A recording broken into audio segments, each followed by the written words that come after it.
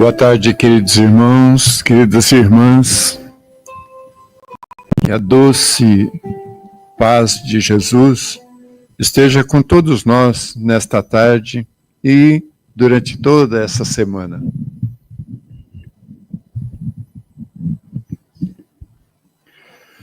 Então, como foi dito, eu vou ler um trabalho da Silvana.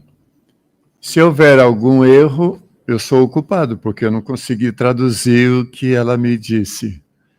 Aí vocês podem cobrar dela para retificar a minha leitura errada. Silvana baseou em duas situações o trabalho que ela apresentaria hoje. Ela fala sobre o Dia Internacional da Família e fala também sobre constelação familiar e SOS Família, do Divaldo Pereira Franco, e a sua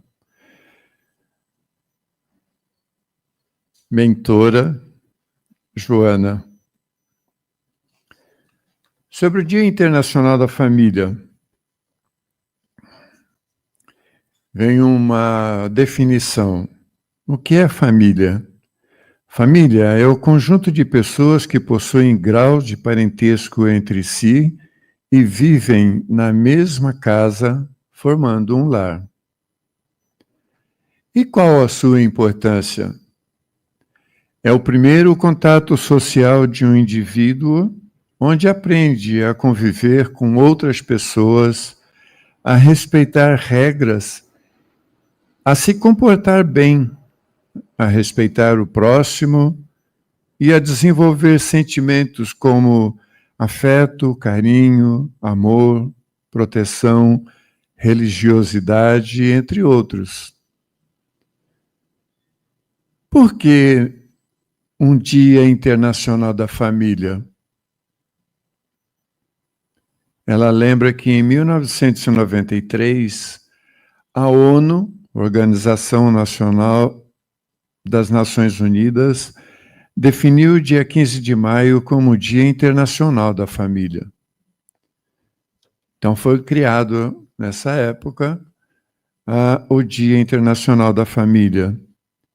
E a intenção da criação desta data foi a de mostrar para a sociedade civil os maiores problemas que afligem a vida familiar, o seu dia a dia, ajudando as mesmas a enfrentá-los da forma mais harmoniosa possível. Com a modernidade, a independência da mulher e a conquista da liberdade da mesma, as famílias mudaram seus padrões. Não são mais constituídas por um pai, chefe de casa, e por uma mãe do lar. Os modelos familiares de hoje trazem um casal que compartilha as responsabilidades, sendo que o homem também executa tarefas domésticas e a mulher ajuda na parte financeira da casa. Hoje sabemos que há configurações diversas de família. Temos casais homossexuais, crianças criadas pelos avós, pelos tios, que têm só o pai, só a mãe, tendo como objetivo uma confraternização não só dos filhos com suas famílias, na diversidade que possa vir a existir, mas também entre as famílias.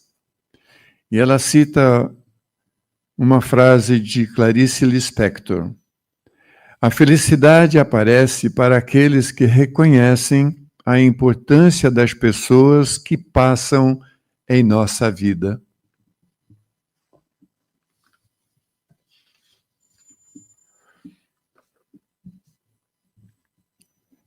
Vamos falar sobre o nosso maior desafio, que é a convivência familiar. esse grupo que é tão importante para o nosso desenvolvimento espiritual.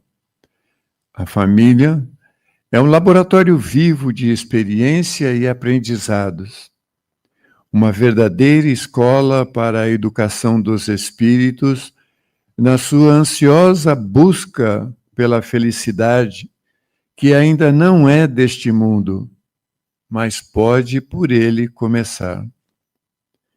O Espiritismo representa a família como um instituto abençoado em que as criaturas humanas se reencontram com um programa de provas e expiações com vistas para o futuro. Por outro lado, na concepção espírita, antes de ser a união de corpos, é o reduto sagrado de espíritos imortais. Família é a base fundamental sobre a qual se ergue o imenso edifício da sociedade. O pequeno grupo doméstico inicia-se a experiência da fraternidade universal, ensaiando-se os passos para os nobres cometimentos em favor da construção da sociedade equilibrada. Toda vez que a família se enfraquece, a sociedade experimenta conflitos, abaladas nas suas estruturas. A família, sem qualquer dúvida, é o bastião seguro para a criatura resguardar-se das agressões do mundo exterior, adquirindo os valiosos recursos do amadurecimento psicológico, do conhecimento, da experiência para uma jornada feliz na sociedade. Nem sempre compreendida, especialmente nos dias modernos, a família permanece como educandário de elevado significado para a formação da personalidade e desenvolvimento afetivo, mediante os quais torna-se possível ao espírito encarnado a aquisição da felicidade. Certamente, em muitas famílias de desequilíbrios, são de indivíduos imaturos ou autoritários que descarregam os tormentos de que são vítimas naqueles que encontram-se sob sua guarda. Tal comportamento não é de responsabilidade da família em si mesmas, porquanto, ao invés da acusação indevida, seria ideal que fossem trabalhados os fatores que geram desequilíbrios, corrigindo, orientando os membros que a constituem. O lar é o celeiro de bênçãos, no qual se coletam informações e a vivência edificante, tornando-se o primeiro núcleo de socialização da criança, que aí aure as experiências dos ancestrais, adquirindo os hábitos que deverão nortear a sua caminhada existencial. No lar, desenvolvem-se a afetividade, o respeito pelos direitos alheios, o despertamento para os próprios direitos alheios, o despertamento para os próprios direitos sem as extravagâncias nem os absurdos de atribuir-se os méritos a quem realmente não os possui. Esse grupamento familiar, no entanto, não é resultado, não é casual de encontros apressados no mundo físico, havendo ocorrido nas esferas espirituais antes do renascimento orgânico, quando são desenhadas as programações entre os espíritos comprometidos. Positiva ou negativamente, para os ajustamentos necessários ao progresso a que todos que se encontram submetidos. Sendo o planeta terrestre um mundo ainda relativamente primitivo de provas e expiações, é natural que na maioria dos grupamentos familiares apresentem-se os sofrimentos de vária ordem, convidando a reflexões e ao trabalho de iluminação interior. Como a reencarnação tem por finalidade o desenvolvimento dos valores que dormem inatos no espírito, os equívocos e as mazelas que acompanham como resultado das experiências inferiores do passado apresentam-se como necessitados de retificação expressa através da dor em forma de sofrimentos diversos. Podem manifestar-se em caráter expiatório através dos processos mais graves das enfermidades degenerativas, das deficiências em geral, paralisias, distúrbios mentais e irreversíveis, ou em forma de provações de que se fazem instrumentos as doenças infecto-contagiosas, os acidentes, as dores morais, os distúrbios psicológicos, os transtornos de conduta, a solidão, etc., etc. São poucas as famílias nas quais a dor não se apresenta convidando ao amadurecimento espiritual e a compreensão mais profunda a respeito do superior, da superior finalidade existencial. O lar, deste modo, é o santuário de união no qual se retificam situações penosas e ações odientas. A família é o resultado do largo processo evolutivo do espírito na extensão trajetória vencida por meio das sucessivas reencarnações.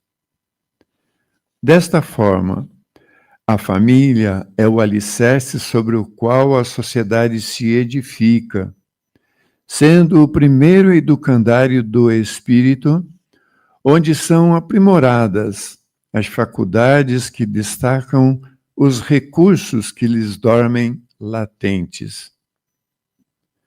A família é a escola de bênçãos, onde se aprendem os deveres fundamentais para uma vida feliz e sem cujo apoio fenecem os ideais, desfalecem as aspirações e murchecem as resistências morais.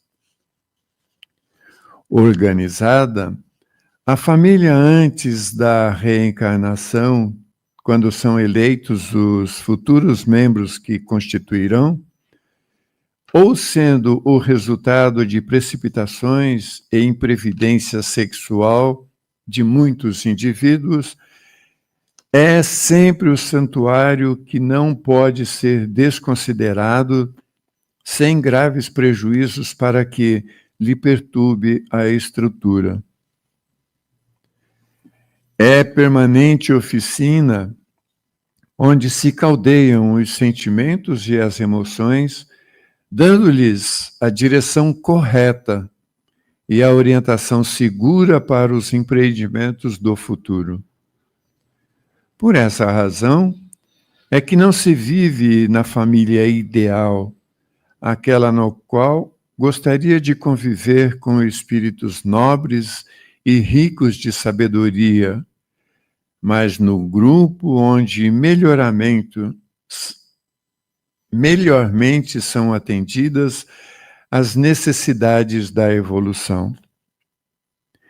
Não poucas vezes, no grupo doméstico, resumam ou reassumam as reminiscências perturbadoras do além ou de outras resistências que devem ser trabalhadas pelo cinzel da misericórdia, tolerância e da compaixão, a fim de que sejam arquivadas como diferentes emoções enobrecidas que irão contribuir em favor do progresso de todos.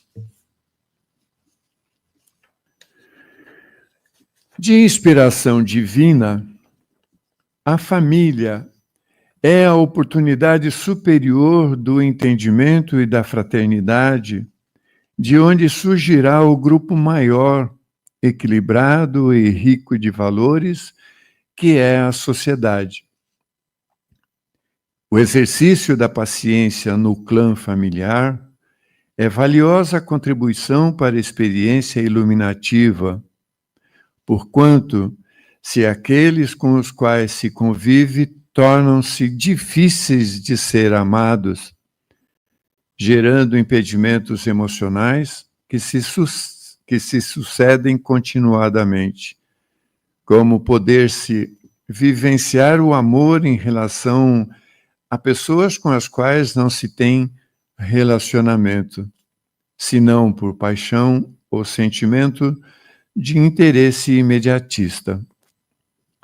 A família é constituída por espíritos afins, seja pelo nobilitante do amor ou através de graves compromissos perturbadores a que se vinculam em outras existências.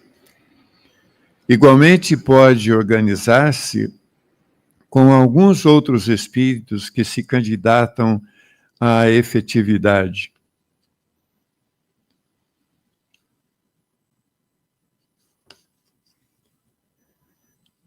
Repetindo, igualmente pode organizar-se com alguns outros espíritos que se candidatam à afetividade em ensaio para a ampliação dos sentimentos afetivos em torno da sociedade em geral, compondo a sociedade universal. Aos pais, cabe a grave e operosa tarefa de autopreparação para o sublime cometimento, graças ao qual se desenvolvem, no incessante crescendo, os valores intelectuais morais, preparando-os para inestimáveis conquistas da paz e da felicidade que todos almejam. Comprometidos antes do renascimento, em face de deveres inadiáveis, os espíritos que irão constituir o grupo familiar assumem responsabilidades perante a futura prole, elaborando planos e projetos que se devem concretizar quando na organização carnal, de modo a atender o impositivo da evolução. A paternidade, portanto, assim como a maternidade, deve ser responsável e consciente. Educar é oferecer exemplos. Se os exemplos no lar são fecundos de amor, de respeito e paciência, os filhos tornam-se amáveis, dignos e gentis. Terminamos nosso estudo rogando ao Mestre querido que abençoe, proteja e ilumine a nossa família, nosso lar e todos nós, filhos amados. Graças a Deus.